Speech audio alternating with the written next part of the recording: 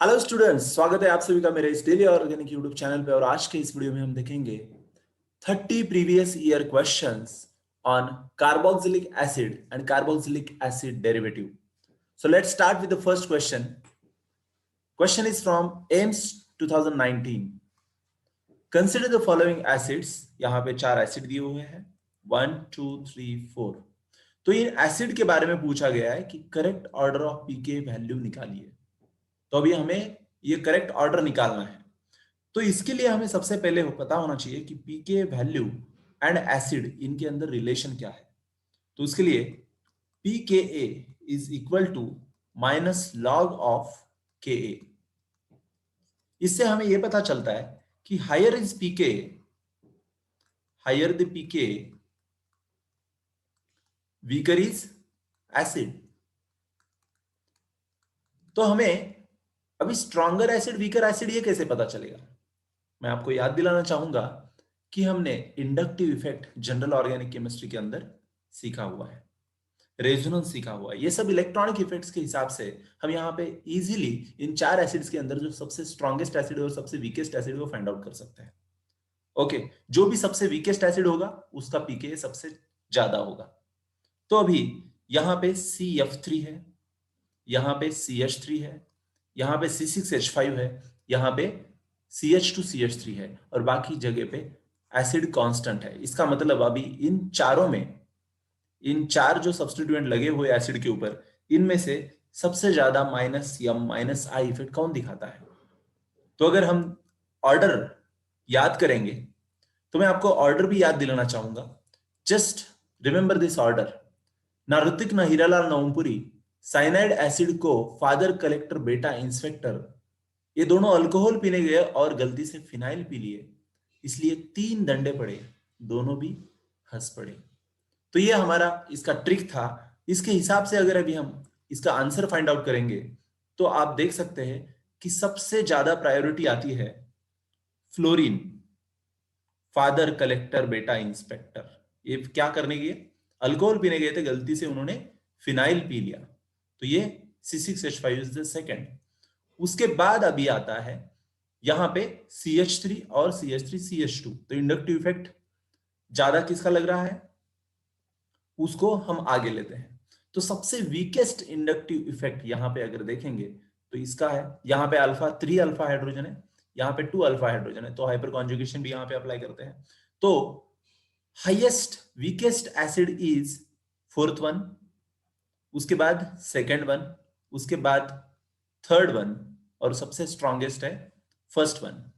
तो 4 2 3 1 is the option, that is option B. तो इसका मतलब सबसे ज्यादा पीके वैल्यू रहेगा 4 का, क्योंकि वो वीकेस्ट एसिड है। तो इस तरह से हमें इस क्वेश्चन का आंसर मिलता है बी। सो यहाँ पे एक मैंने सेइंग दिया है।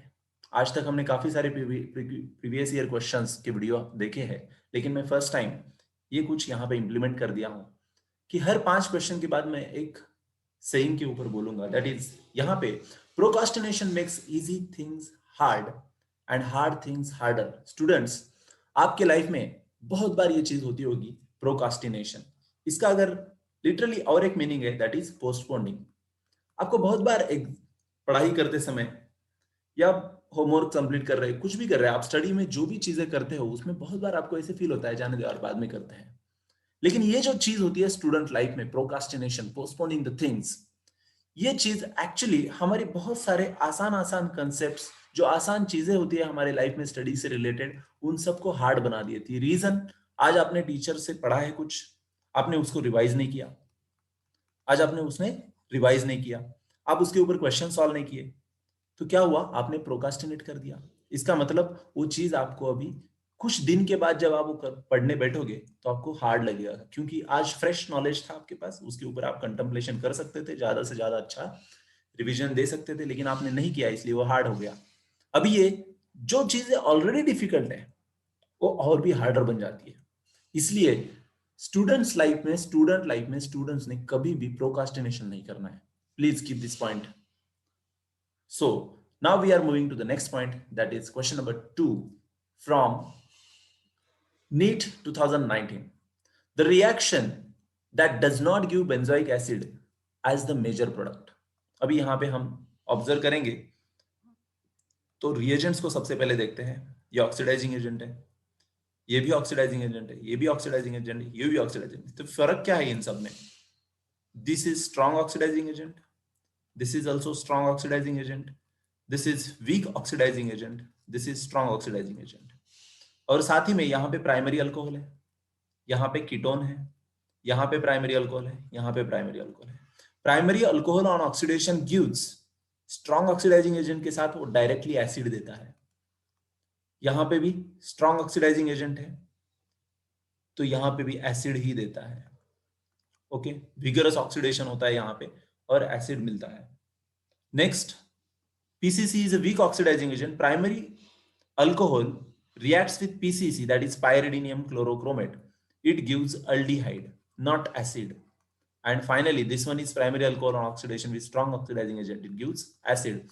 So correct option for this question is C, because it gives aldehyde. हमें पूछा है कि कौन सा benzoic acid नहीं देगा. So next, question number 3. The major product of the following reaction is. देखिए यहाँ पे एक acid है और यहाँ पे एक base है. When acid reacts with base, what it gives? It gives a salt. तो सबसे पहले यहाँ पे salt लिख लीजिए। कौन सा salt मिलेगा हमको? NH4 plus, COO NH4 plus. उसके बाद उन्होंने बोला है कि स्ट्रॉन्ग हीटिंग, जैसे ही इसको हीट कर देते हैं, जैसे ही इसको आप हीट कर देते हो तो अमोनियम थैलेट यहां पे बनेगा। ये अमोनियम थैलेट बना हुआ है, उसमें से H2O निकल जाएगा, 2 मॉलिक्यूल्स ऑफ H2O, राइट। यहां से H2 और यहां से O, यहां से H2, यहां से O। तो फिर हमें क्या मिलेगा? यहां पे जो कंपाउंड हमें मिलता है वो है थैलीमाइड। ये थैलीमाइड सिंथेसिस का है। ओके, यहां पे हमें C double bond O NH2, C double bond O NH2 मिल गया। नाउ यहां पे हमने स्ट्रॉन्ग हीटिंग बोला है, बहुत स्ट्रॉन्ग हीटिंग होने के कारण फिर से यहां से NH3 निकल जाता है और हमें फाइनली जो कंपाउंड मिलता है वो कुछ इस तरह से मिलता है। Okay, and this is option A. So option A is the correct answer for this question, that is phthalimide. This is phthalimide synthesis. Basically ये नीट 2019 का क्वेश्चन है। Thalidomide is the answer for this question. Now we are moving to the next question, that is fourth question. The relative reactivity of acyl compound towards nucleophilic substitution are in order of. तो यहां पे ये भी NEET AIIMS 2018 का question है। आपको यहाँ पे न्यूक्लियोफिलिक सब्स्टिट्यूशन, असाइल सब्स्टिट्यूशन के बारे में पूछा गया है और ऑप्शन पहले ऑब्जर्व कर लेना है कि क्या क्या है इसके अंदर। असाइल क्लोराइड है, एसिड अनहाइड्राइड है, ईस्टर है और अमाइड है। इसका मतलब सब में एक ग्रुप कॉमन है, दैट इज असाइल, राइट। तो यहां पे एक्चुअली पूछा गया है लिविंग ग्रुप के बारे में। आप अगर ठीक से देखेंगे तो यहां पे इसका रिएक्टिविटी पूछा गया है न्यूक्लियोफिलिक सब्स्टिट्यूशन की तरफ, किसका सबसे ज्यादा रहेगा। तो किसका सबसे ज्यादा रिएक्टिविटी फाइंड आउट करने के लिए हमें सबसे पहले पता करना पड़ेगा कि लिविंग ग्रुप का टेंडेंसी ज्यादा किस में है। अगर लिविंग ग्रुप का लिविंग टेंडेंसी ज्यादा हो तो कंपाउंड का रिएक्टिविटी ज्यादा रहता है। क्या बोला मैंने, फिर से ध्यान दीजिए। अगर लिविंग ग्रुप का लिविंग टेंडेंसी ज्यादा हो तो कंपाउंड का रिएक्टिविटी ज्यादा होता है। यहां पे जो न्यूक्लियोफिलिक असाइल सब्स्टिट्यूशन है वो 2 स्टेप में होने वाली है। ओके, वो 2 स्टेप में होती है। कैसे? RC डबल बॉन्ड O मैं कंसीडर करता हूं ये जो लिविंग ग्रुप है उसको Y, और जो न्यूक्लियोफाइल यहां पे अटैक करने वाला है उसको मैं कंसीडर करता हूं Z।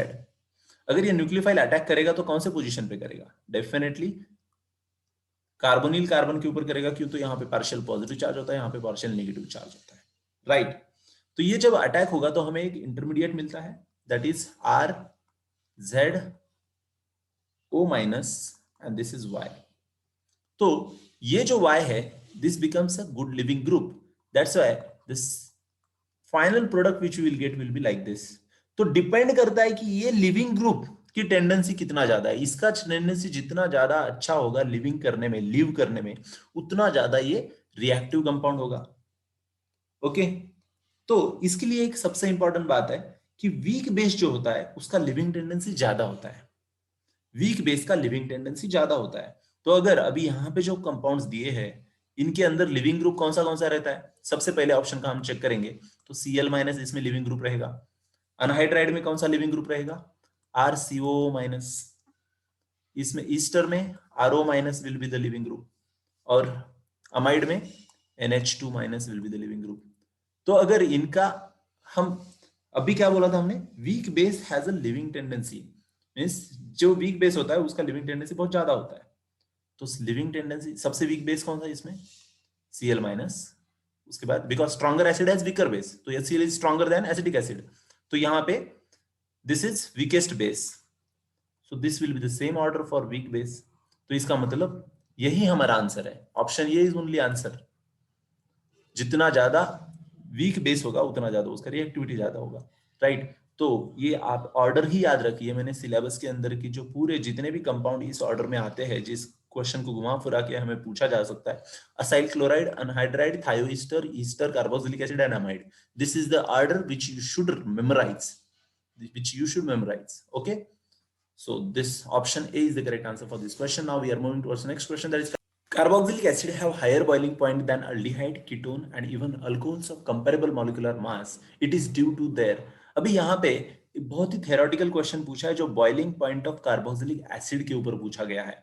तो यहाँ पे ये बोला गया है कि कार्बोक्सिलिक एसिड का बॉइलिंग पॉइंट ज्यादा है किससे, अल्डिहाइड, कीटोन और अल्कोहल से, वो भी जितना उसका मास है उतना ही मास होते हुए कार्बोक्सिलिक एसिड का ज्यादा है। ये ऐसा क्यों हुआ है, बिकॉज इसके अंदर कार्बोक्सिलिक एसिड के अंदर अगर आप देखोगे, सो ये है, सपोज मैंने अगर कार्बोक्सिलिक एसिड का यहाँ पे जनरल फॉर्मूला ड्रॉ कर दिया, सो this is one molecule of carboxylic acid and this is another molecule of carboxylic acid.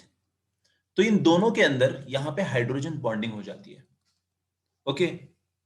So because of hydrogen bonding, and ये हाइड्रोजन बॉन्डिंग कैसा है, दो मॉलिक्यूल के अंदर है, इसका मतलब इंटरमॉलिक्यूलर हाइड्रोजन बॉन्डिंग है। So because of intermolecular hydrogen bonding the association among this two is very strong. Intermolecular hydrogen bonding होने की वजह से यहाँ पे इनके अंदर स्ट्रॉन्ग बॉन्ड बन रहा है दो मॉलिक्यूल के अंदर, तो इनको तोड़ने के लिए ज्यादा बॉइलिंग पॉइंट ज्यादा बॉइलिंग करना पड़ता है, right. So this is the only reason, because it forms a dimer, because it has an intermolecular hydrogen bonding, it has a higher boiling point than comparable molecular mass की वाले दूसरे compound like aldehyde, ketone, alcohol से भी इनका boiling point ज्यादा है। So option D is the correct answer for this question. Next question number 6, which of the following reagent is used to distinguish phenol and benzoic acid? ये बहुत ही simple question है, जैसे कि टेस्ट जो होते हैं अपने सिलेबस के अंदर वहां से ये पूछा गया है। जैसे कि हमें पता है phenol gives neutral FeCl3 test. Neutral FeCl3 test जो होती है, न्यूट्रल FeCl3 टेस्ट, उसके साथ फिनॉल वायलेट कलर की पीपीटी देता है, वायलेट पीपीटी, वायलेट कलर देता है बेसिकली, ओके। और ये जो बेंजोइक एसिड है, benzoic acid gives, benzoic acid जो है वो देता है buff coloured ppt, okay. So this is the difference between this two. Neutral FeCl3 test की वजह से हमें आसानी से पता चलता है कि कौन सा फिनॉल है और कौन सा बेंजोइक एसिड, तो डिस्टिंग्विशिंग के लिए हम यूज करते हैं न्यूट्रल FeCl3 यहाँ पे, okay. So this is question from AIMS 2017 and option D is the correct answer for that question. And very nice saying here. You learn something every day if you pay attention. Now students, attention is one of the most important thing in the life of student, because when you water a root of tree, all the parts of the tree get automatically nourished by that water. If you just water some of the branches of tree, whole tree will doesn't get any nutrition. लेकिन आप water यहाँ पे tree को root में डालते हो तो automatically it goes to every part, right. Similarly if you think that I will come first but you are not attentive in a class, if you think I will fulfill my desires of all my parents, whatever desires they have, I will fulfill that, it is not possible because you are not attentive in a class. Means ये जितने भी Dzire आपके life में है ये fulfil करना है तो आपको सबसे इंपॉर्टेंट चीज है, क्लास में जब आप पढ़ रहे हो तो बहुत अटेंटिव रहना है। Means attention is the root of fulfilment of all the desires in your future. तो इसलिए attention is very very important thing in students life. Like you water a tree, you have to give attention to nourish your all desires, whatever dreams you have seen. Okay. So next we are going for the seventh question. That is, the product of acid hydrolysis of PQ can be distinguished by. So यहाँ पे P और Q ऐसे दो structure दिए हुए हैं, उसके ऊपर एसिड हाइड्रोलिसिस करना है। जब इसका मैं एसिड हाइड्रोलिसिस करूंगा, HOH के साथ रिएक्शन करूंगा, तो यह है ईस्टर दिखाई दे रहा है हमें, अनसैचुरेटेड ईस्टर यहाँ पे दिखाई दे रहा है। तो ईस्टर में कैसा ब्रेकिंग होता है, यहां से COC बॉन्ड टूटता है और यहाँ पे H, यहाँ पे OH ऐड हो गया। तो इधर का कंपाउंड कौन सा रहेगा, just we will write that CH2 double bond COH CH3 plus ये जो है CH3 C double bond OH। अभी यहां पे ये इन ऑल बना हुआ है, इन ऑल मीन्स ये इनॉल है। इनॉल का क्या हो सकता है, टॉटोमेरिज्म हो सकता है। तो इसका अगर मैं टॉटोमेरिज्म करूंगा तो यहाँ पे यह क्या हो जाएगा, यहाँ का हाइड्रोजन यहाँ पे चला जाएगा, यहाँ का डबल बॉन्ड यहाँ पे चला जाएगा, तो यहाँ पे बनेगा CH3 C double bond OCH3। इसका मतलब P का हाइड्रोलिसिस करने के बाद एक कीटोन और एक एसिड मिला है। ओके, अभी उन्होंने क्या बोला है, product of acid hydrolysis of PQ can distinguish by. तो पहले तो हमें प्रोडक्ट दोनों पता होना चाहिए। तो P का प्रोडक्ट है एसीटोन एंड एसिड। अभी ये जो Q है उसके प्रोडक्ट क्या आएंगे, इसका अगर एसिड हाइड्रोलिसिस करूंगा तो यहाँ पे OC बॉन्ड ब्रेक हो जाएगा, यहाँ पे H, यहाँ पे OH। इधर का जो कंपाउंड है उसको मैं लिख लेता हूं पहले, डबल बॉन्ड CH OH, यहाँ पे भी इनॉल बन गया है। उसके बाद CH3 C double bond OH। अभी इसका अगर मैं टॉटोमेरिज्म करूंगा तो यहां से हाइड्रोजन चला जाएगा यहां पे, तो ये डबल बॉन्ड इधर चला जाएगा, ये हाइड्रोजन यहां पे चला जाएगा। तो यहां पे क्या मिल रहा है हमें, CH3 CH2 C double bond OH। तो यहां पे अल्डिहाइड मिल रहा है। जब Q का एसिड हाइड्रोलिसिस होता है तब अल्डिहाइड एंड एसिड मिल रहा है हमें, अल्डिहाइड एंड एसिड, राइट। लेकिन Q का होने के बाद कीटोन एंड एसिड मिल रहा है। तो कौन सा ऐसा टेस्ट है इन चारों में से जो इन दोनों को डिस्टिंग्विश कर सकता है, तो ल्यूकास टेस्ट तो अल्कोहल के लिए होती है, right, primary secondary tertiary alcohol distinguish करने के लिए। 2,4-DNP ब्रैडीज रिएजेंट बोलते हैं इसको हम, ये होती है कीटोन और अल्डिहाइड को फाइंड आउट करने, basically carbonyl group find out करने के लिए। यहाँ पे तो दोनों भी कार्बोनिल ग्रुप है तो इसमें डिस्टिंग्विश नहीं कर पाएंगे। थर्ड टेस्ट है फेलिंग्स, इसको थोड़ा साइड में रखें, हम आगे के बारे में सोचते हैं। NaHSO3 ये टेस्ट ही नहीं देता इन दोनों के साथ, कीटोन्स के साथ वगैरह।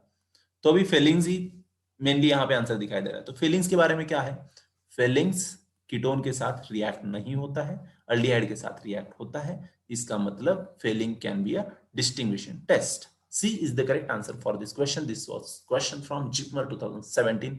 Now we are moving towards next question, that is question number 8. But before that, I want to tell you there are a lot of questions in organic chemistry comes from this chapter, and those questions are asked from this area. Strength of carboxylic acid find out करो, acidic basic strength find out करो, ऐसा question आता है।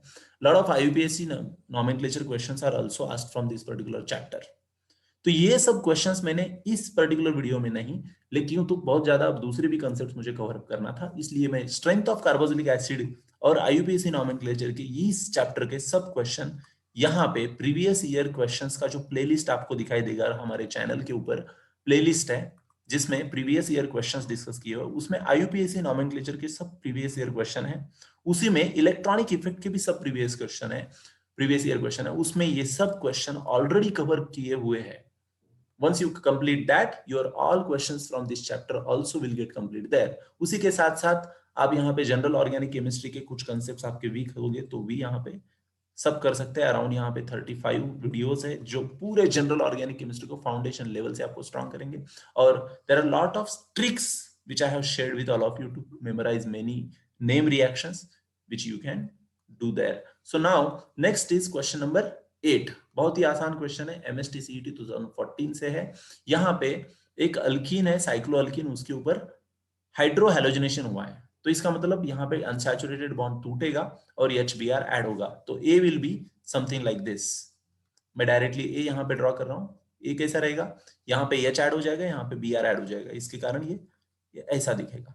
इसके ऊपर आपने KCN add कर दिया, KCN ये सब्सटीट्यूशन करेगा, तो Br को सब्सटीट्यूट करने के बाद आपको यहाँ पे CN ऐसा प्रोडक्ट मिलेगा। जब साइनाइड का हाइड्रोलिसिस होता है, साइनाइड का हाइड्रोलिसिस करने के बाद हमें any carboxylic acid derivative on hydrolysis gives acid, तो इसका मतलब cyanide is also carboxylic acid derivative, तो यहाँ पे भी हमें एसिड ही मिलने वाला है। तो इस एसिड के ऊपर जब आप Br2 रेड फास्फोरस, इसको देख के आपको याद आ रहा होगा एक रिएक्शन, हेल-वोलार्ड-ज़ेलेंस्की रिएक्शन, हेल-वोलार्ड-ज़ेलेंस्की रिएक्शन, ये रिएक्शन क्या बोलता है, alpha halogenation, means alpha carbon के ऊपर हेलोजनेशन हो जाता है। कौन सा है, यहाँ पे ब्रोमीन यूज किया हुआ है, तो यहाँ पे ये कार्बन फंक्शनल ग्रुप वाला कार्बन, उसके बाजू का कार्बन मींस ये, तो यहाँ पे जाके अभी क्या होगा, तो हमें कुछ इस तरह से प्रोडक्ट मिलेगा, ये अल्फा कार्बन के ऊपर Br, तो ऐसा कोई ऑप्शन है, yes, B is the correct answer for this question, so B is the answer for question number 8. Now we are moving towards question number 9. At high temperature iodoform reaction given by dilute solution of, वैसे तो iodoform reaction कौन देता नहीं कौन देता है हमको पता है, जैसे कि क्योंकि हमने अल्डिहाइड कीटोन के वीडियो में भी ये दिखा हुआ है, जिस भी रिएक्शन में जिस भी पर्टिकुलर सबस्ट्रेट के अंदर ये पर्टिकुलर ग्रुप होता है CH3C डबल बॉन्ड हो, दैट इज असाइल ग्रुप, और जिसमें भी CH3CH2OH, तो अभी ये अल्फा कार्बन है ना, ये फंक्शनल ग्रुप वाला कार्बन है, उसके बाजू का अल्फा कार्बन, ओके। तो यहाँ पे ये दो ग्रुप जहां पे भी होते हैं वहां पे आइडोफॉर्म रिएक्शन पॉसिबल है। लेकिन आपको और भी एक बात मैं बताना चाहूंगा कि जहां जहां पे भी acid, Easter, amide means acid और इट्स डेरिवेटिव बेसिकली जहां पे भी होते हैं वहां पे कभी भी आइडोफॉर्म टेस्ट नहीं दिखाई देती है। लेकिन यहां पे अगर ऑप्शन देखोगे तो सबके सब ईस्टर ही है। मैंने अभी बोला कि acid derivatives that is esters doesn't give iodoform test, लेकिन ऑप्शन तो यहाँ पे सब ईस्टर है, तो फिर ये तो कंट्रोवर्शियल हो गया। तो यहाँ पे एक्चुअली थॉट प्रोसेस हमारा ऐसा होना चाहिए कि भाई कुछ एक्सेप्शन है क्या, तो यहाँ पे जरूर यहाँ पे एक एक्सेप्शन है, वो है हाई टेम्परेचर बोला हुआ है, तो हाई टेम्परेचर पे ester gets hydrolysed, ester gets hydrolysed. तो सबसे पहले मैं क्या करता हूं, इसको हाइड्रोलाइज करके देखता हूं, CH3C डबल बॉन्ड OCH3, अगर मैं इसको हाइड्रोलाइज कर दूंगा तो यहाँ पे CO बॉन्ड ब्रेक हो जाएगा, यहाँ पे OH, यहाँ पे H, तो एक एसिड बन जाएगा और एक अल्कोहल बन जाएगा, right, means ester on hydrolysis gives acid and alcohol. तो एसिड, अगर एसिड के अंदर CH3C double bond O group आ रहा है तो आइडोफॉर्म टेस्ट देगा, तो इसका मतलब ये देगा। लेकिन यहाँ पे CH3OH ग्रुप आ रहा है, यहाँ पे क्या है CH2CH3, इसका मतलब ऐसा ग्रुप नहीं है, इसका मतलब ये वाला methyl alcohol doesn't give iodoform test. अभी हम इसका अगर हाइड्रोलिसिस करेंगे सेकेंड कंपाउंड का, तो यहाँ पे हमें दिखाई देगा C2H5, तो यहां से जब हाइड्रोलिसिस होगा तो यहाँ पे OH और यहाँ पे H, तो यहाँ पे एसिड ग्रुप है, यहाँ पे भी अल्फा कार्बन है, और यहाँ पे इथेनॉल है, तो इथेनॉल के अंदर अल्फा कार्बन आते हैं, इसका मतलब यहाँ पे भी आइडोफॉर्म टेस्ट होगा, यहाँ पे भी आइडोफॉर्म टेस्ट होगा, तो B is the correct answer for this question. This question was from AIIMS 2013, ninth question, B is the option for this question. Okay, so now next we are moving towards question number 10. The main product obtained in the reaction of acetamide and HNO2 is, तो सबसे पहले हम acetamide लिख के लेते हैं, this is acetamide RC double bond ONH2, इसके साथ HNO2, HNO को हम इस तरह से भी लिख सकते हैं HNO2, इसके साथ जब रिएक्शन होता है तो क्या होता है, सीधा OH इसको सब्स्टिट्यूट मार देता है RC डबल बॉन्ड OH, बाद में इसमें से H2O बाहर जाता है और N2, ये बहुत स्पेशल रिएक्शन है। Primary amide reacts with nitrous acid to form carboxylic acid with evolution of NH2, okay, तो यहाँ पे क्या इवॉल्व हो गया, N2 इवॉल्व हो गया। So where is this question, is there any answer for this question? Yes, D is the correct answer for this question. This is from AIMS 2012. Now we are moving towards question number 11. तो यहाँ पे अगर देखेंगे तो acid के साथ LiLH4 is a reducing agent, reduce करता है, एसिड को रिड्यूस करके प्राइमरी अल्कोहल बनाता है। यहाँ पे अगर प्राइमरी अल्कोहल बनाएंगे तो कौन सा बनेगा, 2 कार्बन वाला, दैट इज CH3CH2OH। जब 2 कार्बन वाला अल्कोहल और एसिड एक दूसरे के साथ रिएक्ट होते हैं इन प्रेजेंस ऑफ एसिडिक कंडीशन, तो ये है फिशर स्पायर एस्टरिफिकेशन। तो यहाँ पे ईस्टर डेवलप होने वाला है, 2 कार्बन वाला इधर, 2 कार्बन वाला इधर, मीन्स 4 कार्बन वाला ester, CH3 C double bond O C2H5, ethyl ethanoate यहाँ पे बन गया B। हमें क्या पूछा है, in the above reaction A and B respectively are. तो यहाँ पे हमें देखना पड़ेगा कि इथेनॉल कहाँ पे है, यस, इथेनॉल भी है यहाँ पे और इथाइल इथेनोइड भी है यहाँ पे। इसका मतलब D is the correct answer for this question. Now there is one nice saying that never give up on yourself. Most of the time बच्चे, स्टूडेंट के अंदर क्या हो जाता है कि जैसे ही सिलेबस का लोड बढ़ने लगता है ना, तो खुद के ऊपर का आत्मविश्वास उनका कम होने लगता है। एज ऑफ नाउ अभी हम कार्बोक्सिलिक एसिड चैप्टर चल रहा है, तो definitely carboxylic acid chapter means almost हम मिडिल के में, सिलेबस के मिडिल में आ चुके हैं, ऑलमोस्ट मिडिल क्रॉस कर चुके हैं। तो अभी बहुत ज्यादा लोड आ जाता है, पर सारे सब पीछे के सब चैप्टर्स को रिवाइज करना है, आगे सारे चैप्टर आने वाले हैं। तो ये जो लोड आता है, तो इससे आत्मविश्वास खो बैठते कि मैं कुछ कर पाऊंगा आगे। तो बच्चों, never give up on yourself means आत्मविश्वास ये सबसे इंपॉर्टेंट चीज है। हमें मे बी हमें फिजिकली वो चीज को अचीव नहीं कर सकते, मेंटली हमें लग नहीं रहा है कि मैं कर पाऊंगा, लेकिन आप अगर आप खुद को एक ऑर्डर देना सीख दोगे ना, एक ऑर्डर देना सीख लो कि मैं कर सकता हूं, ये जो आत्मविश्वास है, ये आत्मविश्वास आपको इतना बल देगा, इतना कैपेसिटी देगा कि आप वो जो चीज नहीं कर सकते ऐसे लग रहा था, वो कर सकोगे। Means impossible will become possible. I am possible, impossible से आई एम पॉसिबल, यहां तक आपकी जर्नी शुरू हो जाएगी। सो नेवर गिव अप, आत्मविश्वास आपका कभी मत खोना। चलते हैं next, that is question number 12। In a set of reaction Meta bromo benzoic acid give a product D, identify the product D. तो यहाँ पे SOCl2 जब अटैक करेगा तो यहाँ पे कार्बन और Br के अंदर का बॉन्ड टूटेगा नहीं, क्योंकि यहाँ पे डबल बॉन्ड कैरेक्टर है, डबल बॉन्ड कैरेक्टर होने की वजह से ये रिएक्शन Cl का यहाँ पे होगा। तो यहाँ पे B जो बनेगा वो काफी सिंपल है, मैं B यहाँ पे ड्रॉ करता हूं, ये है C double bond O Cl, C double bond O Cl, और ये है Br यहाँ पे, राइट। इसके ऊपर NH3 का अटैक हुआ है, तो NH3 क्या करेगा, इसको सब्सटीट्यूट कर देगा Cl को। तो यहाँ पे फिर से हमें जो कंपाउंड मिला है C double bond O NH2 amide मिल गया, और यहाँ पे Br। अभी इसके ऊपर NaOH और Br2, NaOH और Br2 का एक्शन है। NaOH Br2 का एक्शन होगा तो यहाँ पे फिर से Br का तो बॉन्ड टूटने वाला नहीं है, जो भी होने वाला है ऊपर होने वाला है। तो यहाँ पे कौन है, अमाइड है, अमाइड, और यहाँ पे ब्रोमीन है। इससे नाम से याद आ गया, ब्रोमीन और amide, bromamide, Hofmann bromamide degradation. इसके अंदर एक कार्बन कम हो जाता है, that is C double bond O टूट जाता है, हमको पता है। हॉफमैन ब्रोमामाइड डिग्रेडेशन है, इसका मतलब यहाँ पे जो प्रोडक्ट है वो है NH2, यहाँ से अमाइड से प्राइमरी अमाइन बन जाता है NH2, और यहाँ पे Br। तो ऐसा कोई प्रोडक्ट है यहाँ पे, yes, D is the correct answer for this question. So AIIMS 2011 का ये क्वेश्चन है। तो यहाँ पे तो हम आगे बढ़ते हैं क्वेश्चन नंबर 13 की तरफ। ओके,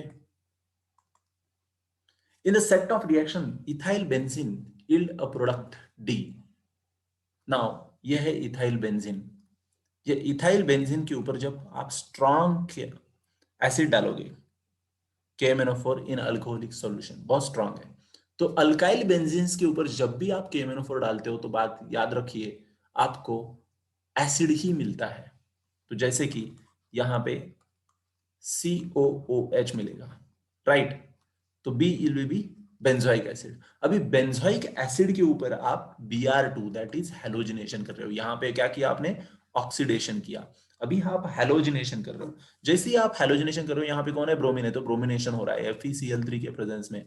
तो ये COOH is a Meta directing group. तो ये Br प्लस इलेक्ट्रोफाइल जो यहाँ से निकलने वाला है ब्रोमिनेशन में, वो जाके मेटा पोजिशन पे अटैक करेगा, जिसके कारण आपको यहाँ पे COOH एंड Br इस तरह से कंपाउंड मिलेगा। उसके ऊपर आप C2H5OH का अटैक कर रहे हो। अब ये C2H5OH मींस अल्कोहल और ये है acid, acid reacts with alcohol, क्या हो जाएगा, फिर से ईस्टर बनेगा।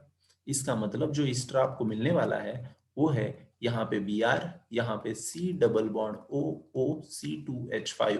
ऐसा कोई ऑप्शन यहाँ पे एक बार देख लेते हैं। Yes, option number A is the correct answer for this question. Exactly Meta position पे है और यहाँ पे ईस्टर है। So now next we are moving towards, this is question from CBSE AIPMT 2010, question number 13 हो गया। अभी क्वेश्चन नंबर 14 की तरफ हम जाते हैं। Oxalic acid on heating with concentrated H2SO4 gives. अभी ऑक्सैलिक एसिड क्या है, COOH, COOH, दो COH मॉलिक्यूल एक दूसरे को जब अटैच होते हैं तो उसको ऑक्सैलिक एसिड बोलते हैं। इसके साथ जब कॉन्सेंट्रेटेड H2SO4 का रिएक्शन हो जाता है इन presence of heat, what happens, always heat दिया है तो ये डिहाइड्रेटिंग एजेंट है। Concentrated H2SO4 and heat means dehydrating agent, तो इसमें यहां से वाटर चला जाएगा। जैसे ही यहां से वाटर चला गया तो यहाँ पे लिख दीजिए वाटर चला गया H2O। अभी क्या चला जाएगा, यहाँ से CO2 और यहाँ पे कार्बन मोनोऑक्साइड, तो CO2 प्लस H2O। तो ऐसा कोई ऑप्शन यहाँ पे है? Yes, D is the correct answer. AFMC 2010 का एक क्वेश्चन है। सो क्वेश्चन नंबर 15 का आंसर है D. Now we are moving towards next question, that is question number 15, the reaction। यहाँ पे एक एसिड दिया हुआ है जिसके ऊपर रेड फास्फोरस एंड Br2 का अटैक है और हमें ऐसा दिखाई दे रहा है कि यहाँ पे एसिड, सेम एसिड के अल्फा पोजीशन पे, this is alpha, this is beta, alpha position पे ब्रोमीन आ चुका है, तो अल्फा हेलोजिनेशन हो चुका है। अल्फा हेलोजिनेशन वाला रिएक्शन कौन सा है यहाँ पे नीचे दिया हुआ, this is Hell Volhard Zelinsky reaction, is the reaction which does alpha bromination. तो यहाँ पे अल्फा के ऊपर ब्रोमीन आ चुका है। So this is the correct answer for this question. PMT 2010 का एक क्वेश्चन है। Next question number 16। यहाँ पे ये जो एसिड है इसके ऊपर फिर से यहाँ पे देखिए रेड फास्फोरस एंड Cl2, तो इसका मतलब ये भी हेल-वोलार्ड-जेलेंस्की रिएक्शन ही है, लेकिन सिर्फ यहाँ पे क्या हो रहा है, Cl है, तो ये Cl जाके अल्फा कार्बन के ऊपर अटैक करेगा, तो कंपाउंड कैसे बनेगा, CH3CHClCOOH, इसके ऊपर alcoholic KOH, alcoholic KOH is a dehydrating agent, तो यहाँ पे क्या हो जाएगा, यहाँ से H, यहाँ से Cl, तो CH2 डबल बॉन्ड CHCOOH, इस तरह का यहाँ पे अनसैचुरेटेड एसिड मिलेगा। और यहाँ पे option B is the correct answer for this question. This question is from PMT 2010। So there is nice saying, there is no elevator to success, you have to take the stairs. अभी हम 16th question तक आ चुके हैं, तो 15 concept आज अभी तक आपने सीखा है। अब डायरेक्टली आके बोल सकते हैं क्या मुझे 15 समझ गए, नहीं, means you have to take the stairs one by one, one by one, one by one, you have to cover. Means बूंद बूंद से ही घट भरता है, अचानक से घट नहीं भरता। आप डायरेक्टली एक शिखर पे जाके नहीं बैठ सकते। यू कांट से दैट मैं I will climb the mountain in one step, no, you have to take the steps, then only you will reach. So struggle करना ही है हमारी लाइफ में। स्टूडेंट है तो वन बाय वन एक एक चैप्टर आप आराम से करिए। डोंट थिंक कि मेरा सिलेबस आज मैं सुबह बैठता हूं पढ़ाई करने में और शाम तक खत्म हो जाएगा। No, in one day you may target, realistic target like 2 chapters कर लूंगा, उसके बाद कल मैं 2 चैप्टर करूंगा, एक इस सब्जेक्ट का एक करूंगा, दूसरे सब्जेक्ट का एक करूंगा। इस तरह से आपको स्टेप्स बनाने हैं आपके सक्सेस के टॉप पोजीशन पे जाने के लिए। So there is no elevator to success, you have to take the stairs. Now we are moving to the next question, that is question number 17।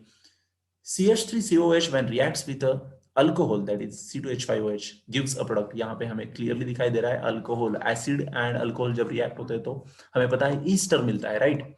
तो the same product is obtained by which of the following reaction. अभी यहाँ पे पहले तो देखना पड़ेगा कि इसका प्रोडक्ट क्या मिलता है। यहाँ पे 2 कार्बन वाला एसिड है, 2 कार्बन वाला अल्कोहल है, तो 2 कार्बन वाला एसिड और 2 कार्बन वाला अल्कोहल दोनों मिला के बनाते हैं 4 कार्बन वाला ईस्टर, जैसे मैंने आपको पहले के रिएक्शन में एक्सप्लेन कर चुका हूं।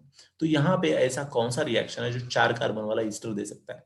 देखिए यहाँ पे एसिटिक एसिड है तो 2 कार्बन है, मिथेनॉल है तो 1 कार्बन है, टोटल 3 कार्बन वाला कंपाउंड मिलता है, इसलिए option A cancel. Next acetic anhydride and water. ये एसिटिक एनहाइड्राइड कौन है, carboxylic acid derivative. Carboxylic acid derivative के ऊपर जब भी पानी डालते हो तो कभी भी एसिड ही बनता है, ईस्टर नहीं बनेगा, इसका मतलब ये भी cancel. Acetic anhydride, yes, acetic anhydride के साथ इथेनॉल, ये रिएक्शन कुछ दम है।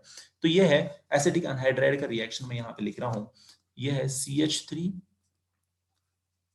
एसिटिक एनहाइड्राइड के बारे में देख रहे हैं, C double bond O, C double bond O, CH3, इसके साथ किसका रिएक्शन बोला है हमने, इथेनॉल का। मैं इसको इस फैशन में लिखता हूं ताकि हमें समझने में आसानी हो जाए। तो यहां पे अगर आप देखेंगे, सो this is acid and this is Easter, CH3C double bond O CH2CH3। तो यहां पे वही प्रोडक्ट मिल रहा है जो इन दोनों से मिल सकता था। So C is the correct answer for this question. Now we are moving towards next. ये MSCET 2010 का क्वेश्चन था। हम आगे जा रहे हैं question number 18। Propanoic acid with Br2 red phosphorus yields dibromo product, its structure would be. देखिए question तो देख के पता चल रहा है कि ये हेल वोलांस की है। अभी तक दो क्वेश्चन इस रिएक्शन पे आए थे लेकिन दोनों भी अलग थे, और ये तीसरा क्वेश्चन है, ये तीसरा क्वेश्चन भी अलग क्वेश्चन है। देखिए कैसा कंसेप्ट एक है लेकिन अलग अलग तरीके से पूछा जा रहा है। ये APMT 2009 का क्वेश्चन है। प्रोपेनोइक एसिड है।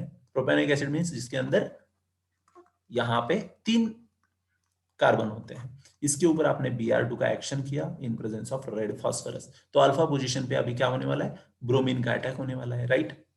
उसके बाद इन्होंने लेकिन बोला है कि डायब्रोमो प्रोडक्टिव होना चाहिए। इसका मतलब यहां पे 2 मोल्स का अटैक हो चुका है, तो दूसरा मोल भी अल्फा पोजीशन पे ही जाएगा। तो इससे हमें क्या मिलेगा, D is the product which is matching to our answer. Alpha position पे 2 bromine, so D is the correct answer for this question. अगर आपको रिएक्शन पता है तो आप लॉजिक आराम से लगा सकते हैं। Okay, next is question number 19। The following reaction alcohol and acid यहां पे रिएक्ट एक दूसरे के साथ होने के बाद ईस्टर देते हैं। तो इसमें अल्कोहल क्या एक्ट कर रहा है, कोई भी रिएक्शन में इलेक्ट्रोफाइल होता है, न्यूक्लियोफाइल होता है, कार्बोकटायन, कार्बोनाइन, बहुत सारा चीजें उसमें इंटरमीडिएट्स होते हैं। तो वैसे यहां पे पूछा जा रहा है कि ये जो है C2H5OH ये क्या एक्ट कर रहा है यहां पे। ओके, तो बेसिकली जब ये रिएक्शन मैकेनिज्म आप होती है तो देखना कि ROH के अंदर से OH बॉन्ड ब्रेक होता है और बेसिकली प्रोटोनेशन होता है। एसिड का प्रोटोनेशन होने के बाद ये वाला जाके उसके ऊपर अटैक करता है, राइट। सो सबसे पहले प्रोटोनेशन होता है, उसके बाद न्यूक्लियोफिलिक एडिशन होता है। न्यूक्लियोफिलिक एडिशन मींस कौन है, अल्कोहल जाके एक्ट कर रहा है इसके ऊपर। तो alcohol is acting as a nucleophile in this reaction if you see properly reaction. तो सबसे पहले प्रोटोनेशन, उसके बाद न्यूक्लियोफिलिक एडिशन होता है, उसके बाद प्रोटॉन ट्रांसफर होता है, उसके बाद एलिमिनेशन ऑफ वाटर होता है। These are the steps which are there in Fischer Speier esterification. So same is the case. So B is the correct answer. This question from AFMC 2009. Now we are moving towards next question. That is question number 20. Ethyl butyrate has the flavor of which of the following fruit? Which fruit? Ethyl butyrate. Pineapple. ये theoretical question है, MST CET 2009 का question है। Pineapple जो होता है उसका जो flavor होता है वो ethyl butyrate से हमें मिलता है। Ethyl butyrate has the flavor of which fruit? That is pineapple. This is the correct answer. ये वाइन बनाते समय भी पाइनएप्पल फ्लेवर देने के लिए यूज किया जाता है। Okay, this is given in a book. Okay, next, the compound from which formic acid can not be prepared. कौन सा ऐसा कंपाउंड है जिससे फॉर्मिक एसिड नहीं बना सकते। देखिए ये है अल्कोहल। अभी अल्कोहल के अंदर मैं अगर ऑक्सीडेशन कर दूं, प्राइम इस अल्कोहल का ऑक्सीडेशन कर दूंगा तो यहाँ पे फॉर्मल्डिहाइड मिलेगा। फॉर्मल्डिहाइड का मैं ऑक्सीडेशन कर दूंगा तो फॉर्मिक एसिड मिलता है, तो यहाँ पे पॉसिबल है। कार्बन मोनोऑक्साइड एंड NaOH, इसके अंदर अगर रिएक्शन करेंगे आप तो HCOONA ये पहला प्रोडक्ट आता है। जब इसको आप NaH सोडियम बाइसल्फेट के साथ रिएक्ट करते हो तो आपको मिलता है HCOOH, तो यहाँ पे भी पॉसिबल है।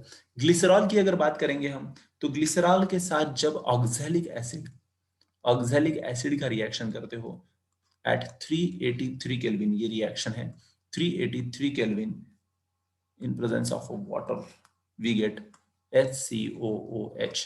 लेकिन मिथाइल मैग्नीशियम ब्रोमाइड के साथ मैंने सिलेबस में कभी नहीं देखा है कि फॉर्मिक एसिड बना सकते हैं हम, not possible.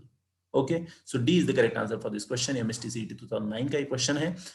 Guys this is saying focus on your goal and blur everything else. Focus on your goal means आप अगर एक फुटबॉल का मैच खेल रहे हो, फुटबॉल की मैच खेलना चाहते हो, लेकिन उस ग्राउंड को गोल पोस्ट ही नहीं है, उस ग्राउंड को गोल पोस्ट ही नहीं है, दिन भर भी आप अगर आप मैच खेलोगे ना तो उसका रिजल्ट नहीं निकलेगा, बिकॉज गोल पोस्ट ही नहीं है। तो आप गोल कहां पे करोगे, means you have not decided goal in your life and you are trying to play, so that will be just a practice match. So you have to focus on your goal. You have to set a goal first, and then you have to focus on a goal, and you have to focus on a goal in a such a way that rest everything, all the audience sitting in this ground should not be distraction to you. जैसे कोई दारू पीता है, wine, तो उसको सिर्फ वो नशा होता है, बाकी दुनिया वो पूरा ब्लर रखता है, उसके लिए पूरा दुनिया ब्लर है, मीन्स वो नशा में इतना मग्न है।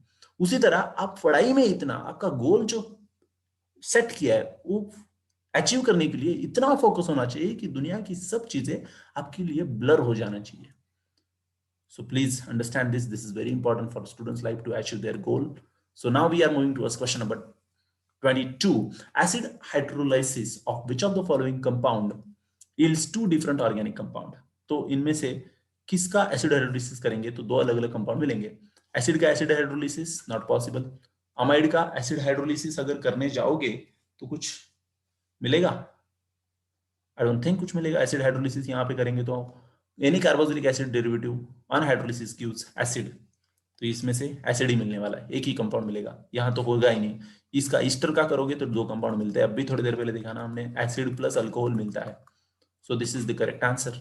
यहाँ पे करेंगे तो दो सेम एसिड मिलते हैं, तो दो टू डिफरेंट कंपाउंड बोला था, so इसलिए C is the correct answer. AIIMS 2009 का एक क्वेश्चन है। सो ईस्टर का आप एसिड हाइड्रोलिसिस करोगे तो एक एसिड और एक अल्कोहल मिलता है, इसलिए that is the correct answer. Now we are moving towards next, that is 23। Question देख के डर गए होंगे, इतना बड़ा क्वेश्चन कब फ्लो चार्ट निकालेंगे, कम से कम समय में सॉल्व करना है। मैं आपको अभी ट्रिक बताने में टाइम लगेगा, लेकिन आपको सॉल्व करने में टाइम नहीं लगेगा। देखिए ऐसे क्वेश्चंस जब आते हैं सामने तो बहुत सिस्टमैटिकली उसको जाना है। देखिए यहाँ पे बोला है ईस्टर ए, लिख लीजिए यहाँ पे ए, उसका क्या मॉलिक्यूलर फॉर्मूला बोला है, C9H10O2। C9H10O2 was treated with excess of CH, excess ये वर्ड बहुत इंपॉर्टेंट है हमारे लिए, excess of CH3MgBr and the complex is formed, लिख लीजिए यहाँ पे कॉम्प्लेक्स बन गया, form was treated with H2SO4 to give an olefin, यहाँ पे ओलेफिन है, ये ओलेफिन क्या है, बी है। नेक्स्ट इसका ओजोनोलाइसिस किया हमने, इसका ओजोनोलाइसिस किया मींस O3 की O3 से इसका अटैक किया। ओलेफिन मींस डबल बॉन्ड होगा, डबल बॉन्ड के ऊपर O3 डाल दिया तो क्या होगा अभी, कीटोन, नहीं तो अल्डिहाइड। तो यहाँ पे बोला है उन्होंने कि कीटोन बनने वाला है। ये कीटोन क्या फॉर्मूला क्या है उन्होंने ऑलरेडी दे दिया है, C8H8O। आप देखोगे कि मैं कितना फास्ट सॉल्व करता हूं question. C8H8O which shows a positive iodoform test. देखिए हमें फिर से एक क्लो दे दिया कि जो भी अल्डिहाइड यहाँ पे आने वाला है वो आइडोफॉर्म टेस्ट को पॉजिटिव दिखाने वाला है। तो आइडोफॉर्म टेस्ट को पॉजिटिव दिखाने वाला कौन होता है, जिसमें भी ये ग्रुप होता है, नहीं तो ये ग्रुप होता है, अल्कोहल या असाइल ग्रुप होता है। तो अभी C8H8O ये कीटोन का ऐसा कौन सा कीटोन होगा जो पॉजिटिव आइडोफॉर्म टेस्ट देता होगा। और C8H8O तो कीटोन का तो फॉर्मूला CnH2nO है, उस फॉर्मूला में तो ये फिट नहीं होता है। इसका मतलब थोड़ा सा ध्यान दीजिए, आइडोफॉर्म टेस्ट बोला है तो इसमें ये ग्रुप तो होना ही चाहिए कीटोन होगा तो चलो पहले हम ये ग्रुप निकाल लेते हैं। देखो शॉर्टकट ट्रिक कैसा है मेरा, C8H8O में से दो C तो कैंसिल हो गए क्योंकवो तो आइडोफॉर्म वाला ग्रुप बनाने में चले गए। सो C2H3O माइनस कर दो इसमें से, C2H3O माइनस करने के बाद बचता क्या है मेरे बच्चों, यहाँ पे C6 और यहाँ पे H5। तो इसका मतलब यहाँ का रिमेनिंग पार्ट है C6H5। हमें लास्ट प्रोडक्ट मिल गया इस रिएक्शन का, जस्ट सब्सट्रैक्शन करके कार्बन सब्सट्रैक्ट करके हमें इस रिएक्शन का लास्ट प्रोडक्ट मिल गया है। इसका मतलब इस रिएक्शन में एरोमेटिक रिंग है, बिगिनिंग से लेकर एंड तक एरोमेटिक रिंग है जो है C6H5 C double bond O। तो इसका मतलब यहाँ का जो कीटोन था ये है। उसके बाद ओलेफिन बोला है तो यहाँ पे डबल बॉन्ड यहाँ से ब्रेक हुआ होगा, राइट। ओजोनोलाइसिस में क्या होता है, यहाँ पे डबल बॉन्ड ब्रेक होकर O आता है, राइट। तो यहाँ पे एक आधा कार्बन होगा, दो कार्बन हो गया, हम इमेजिन कर सकते हैं, राइट।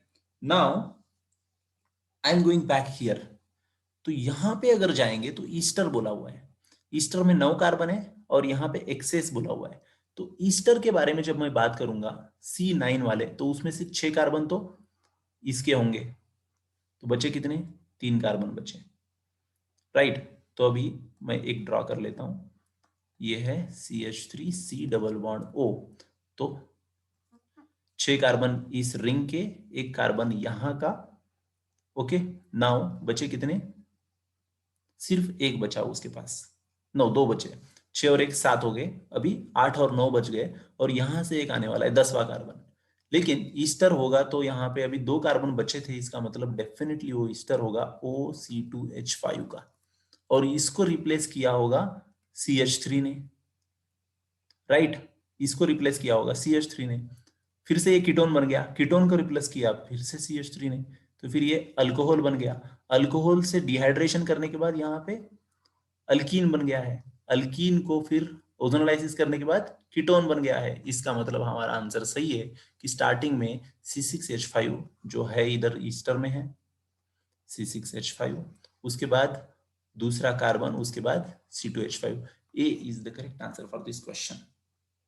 मैं एक बार ट्रिक फिर से दोहराता हूं, हमने पूरा फ्लो चार्ट लिख लिया, उसके बाद हमें पता चला कि C8H8O जो है कीटोन है, इस कीटोन में से अगर हमने एक कीटोन के फॉर्मूला में तो फिट नहीं हो रहा था, इसका मतलब हमने चेक किया कि भाई आइडोफॉर्म टेस्ट दे रहा है, इसका मतलब उसमें CH3C double bond O group होना ही चाहिए, CH3C डबल बॉन्ड O इसमें से माइनस किया हमने C2H3O, तब हमें मिला C6H5, इसका मतलब इस कीटोन के दूसरे साइड पे C6H5 है। यहां से पता चला कि ये जो ईस्टर है वो एरोमेटिक ईस्टर है, तो एरोमेटिक ईस्टर निकालते समय 6 कार्बन ये और 7वां कार्बन ये, 7 कार्बन हो गए, तो अभी 9, C9 बोला था तो C2H5 होगा, तो C2H5 का हमने पुटअप करके देखा तो आंसर सही आने लगा कि यहाँ पे अल्कोहल मिला, अल्कोहल से ओलेफिनिक बॉन्ड मिला, ओलेफिनिक बॉन्ड से कीटोन मिला, इसके लिए A is the correct answer. So very simple technique, chemistry CET 2008 का क्वेश्चन है।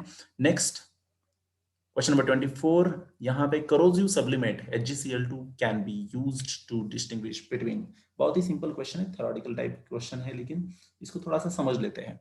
ये है फॉर्मिक एसिड, सबसे पहले ऑप्शन की तरफ मैं जा रहा हूं, जब HgCl2 के साथ रिएक्ट होता है it reduces HgCl2 and forms Hg2Cl2 plus CO2 plus water, इसके मतलब फॉर्मिक एसिड रिएक्ट हो रहा है।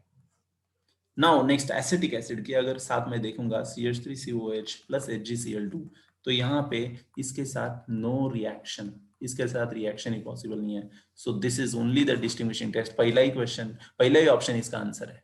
ओके, MST CET 2007 का क्वेश्चन है, A is the correct answer for this question. Now we are moving towards next, that is carboxylic acid, that is acetic acid is a weaker acid than H2SO4, it is due to, very simple question, acetic acid is weakly ionized acid, that is less ionization होता है H2SO4 से, जब standard dissociation करेंगे तो इसका ionisation इससे weaker है H2SO4 से, इसलिए acetic acid is weaker acid than H2SO4, that is B is the correct answer for this question. PMT 2007 का एक क्वेश्चन है। नेक्स्ट हम आगे जाते हैं, methyl acetate and ethyl acetate can be distinguished by, ये है methyl acetate, CH3C double bond O acetate बोला हुआ है, methyl acetate, okay, and ethyl acetate CH3C double bond OO C2H5, ethyl acetate can be distinguished by, अभी यहां पे अगर देखेंगे हमें पता है कि मिथाइल एसिटेट और इथाइल एसिटेट के अंदर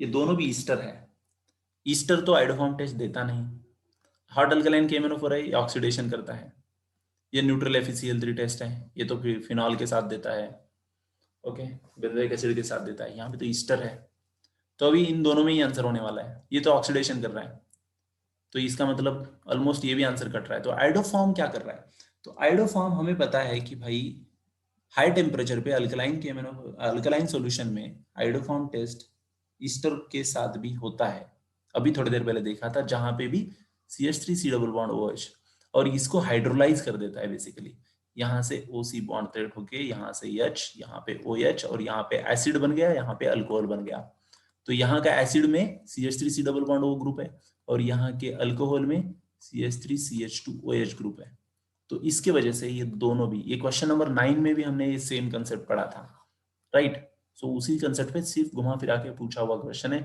तो दोनों में भी अल्फा कार्बन 3 है, इसलिए आइडोफॉर्म टेस्ट देता है, so this is option C is the correct answer for this question. यहाँ पे एक सेइंग है, success is not easy, you have to put yourself on a fire, so means अभी तक आपने 25 क्वेश्चन देखा, इसका मतलब आप ऑलरेडी फायर्ड अप हो, that's the reason you are actually sitting with a pen paper and listening very carefully, so you are the perfect students, Success is not easy.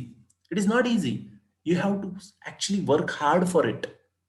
You have to be attentive in a class. You have to always revise your notes, and then you have to keep solving different type of questions, basic level questions, level 2 questions, then previous year questions, which gives you idea about what type of field, कौन से field पे जाके आप लड़ाई करने वाले हैं, जैसे कि कैसे पेपर के साथ आप डील करने वाले हैं, आपको पता होता है, इसलिए आप इतना मेहनत कर रहे हो. Success is not easy. You have to put yourself on a fire. You have to be very fired up from heart कि मुझे करना है. यस, मुझे नीट में रैंक लाना है, मुझे जेई में रैंक लाना है. फायर्ड अप होना चाहिए, तभी ये सक्सेस हमारे लिए कुछ बड़ी चीज नहीं है. अगर फायर्ड अप नहीं हो, so it is very difficult. ये सक्सेस को भूल जाओ, impossible. So always be very fired up, very enthusiastic, very excited to reach your goal. So please keep yourself very fired up. Next, question number 27. The reaction which does not give acid chloride on treatment with carboxylic acid. अगर हम PCl5, SOCl2 and PCl3 इनके साथ reaction करते हो तो acid chloride मिलता है, लेकिन हेलोजिनेशन करेंगे तो मोनोक्लोरो एसिटिक एसिड बनेगा. कार्बोक्सिलिक एसिड का मोनोक्लोरो एसिटिक एसिड बनेगा. ये बहुत सिंपल टेस्ट है, ये हमने ऑलरेडी काफी सारे चैप्टर्स में पढ़ा हुआ है. Okay, PCl5, SOCl2 and PCl3 ये असाइल क्लोराइड बनाते हैं. ये असाइल क्लोराइड के प्रिपरेशन रिएक्शन मेथड में आता है.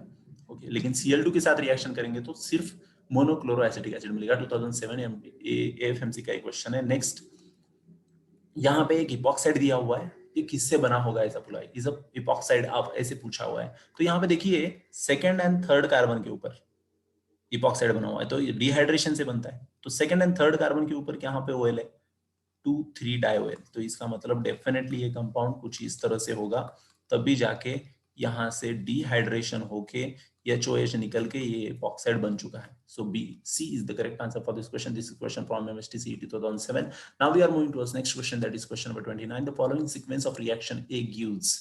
Very simple reaction, just concentrate. यहाँ पे ब्रोमीन दिख रहा है, NaOH अल्कलाइन सॉल्यूशन दिख रहा है, यहाँ पे अमाइड दिख रहा है, मींस ये भी हॉफमैन ब्रोमाइड डिग्रेडेशन रिएक्शन है. हॉफमैन ब्रोमाइड डिग्रेडेशन रिएक्शन है, इसका मतलब यहाँ पे CO चला गया. जैसे ही CO चला गया तो यहाँ पे क्या मिलेगा, CH2 NH2, राइट. और यहाँ पे क्या है, C डबल बॉन्ड OCH3. अभी यहाँ से सिंपल सी बात है बहुत, यहाँ से H ये एब्स्ट्रैक्ट कर लेगा, ये CH3OH मींस मिथेनॉल यहाँ से बाहर चला जाएगा और आपको यहाँ पे मिलेगा थैलिमाइड C जैसा. थैलिमाइड नहीं है लेकिन क्योंकि यहाँ पे ऊपर डबल बॉन्ड नहीं है, तो इस तरह का कंपाउंड हमें यहाँ पे मिलता है. थैलिमाइड रिएक्शन के जैसा ये रिएक्शन हो रहा है. तो this is the correct answer. C is the correct answer for this question. AIIMS 2006 का एक क्वेश्चन था. Next, among the following which does not act as an intermediate of Hofmann rearrangement. Hofmann rearrangement का अगर mechanism आप observe करेंगे, Hoffmann rearrangement का अगर mechanism observe करेंगे तो आपको क्लियरली यहाँ पे दिखाई देगा कि ये देखो RC double bond ONBR. So C option is there in this. तो इसका मतलब मैकेनिज्म में भी ध्यान देना बहुत जरूरी होता है. RCON RNCO यहाँ पे है, A is the option which is present. RCON यहाँ पे भी ये ऑप्शन प्रेजेंट है. नेक्स्ट, RNC कहीं पे भी दिखाई नहीं देगा आपको. ये RNCO यहाँ पे N चाहिए, RNCO ये ऑप्शन है. RCON ये ऑप्शन B है, ये ऑप्शन A है, ये ऑप्शन C है, लेकिन ऑप्शन D कहीं भी प्रेजेंट नहीं है. इसका मतलब एम्स 2005 का एक क्वेश्चन था. D is the correct answer for this question. And thank you all very much. Here we completed 30 previous year questions on carboxylic acid. So next I'll be giving you questions on amine. So prepare this well, revise it again and again.